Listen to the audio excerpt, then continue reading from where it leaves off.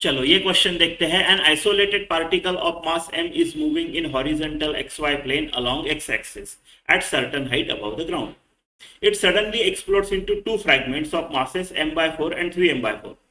An instant later, the smaller fragment is at y equal to plus 15 cm.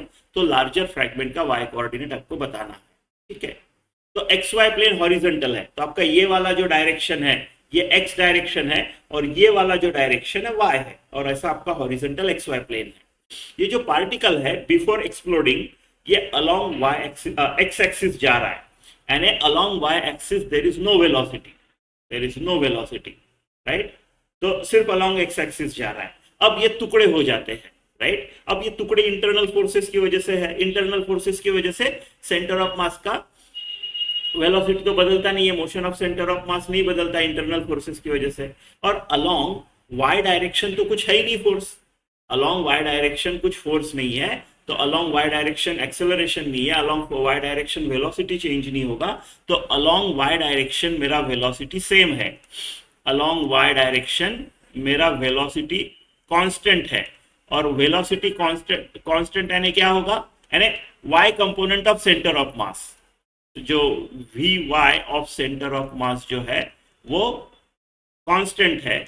पहले कितनी थी, along Y direction, along Y direction नहीं था कोई, right. तो आफ्टर भी along Y direction centre of mass का वेलोसिटी जीरो रहेगा, मतलब उसका पोजीशन चेंज नहीं होगा, उसका सेंटर ऑफ मास का वाई कोऑर्डिनेट पहले भी जीरो था अभी रहेगा, पोजीशन चेंज नहीं होगा. अगर वेलोसिटी नहीं है तो पोजीशन क्यों चेंज होगा, यानी मेरा y coordinate of centre of mass जो है वो जीरो रहेगा, जीरो रहेगा. y की तरफ y अलोंग y कुछ होगा ही नहीं.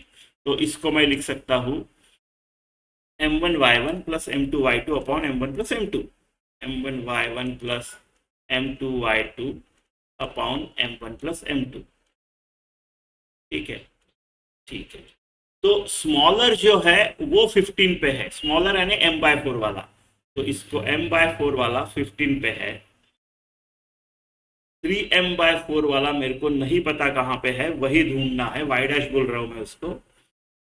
और ये टोटल m है, right. m/4 plus 3m/4 m है.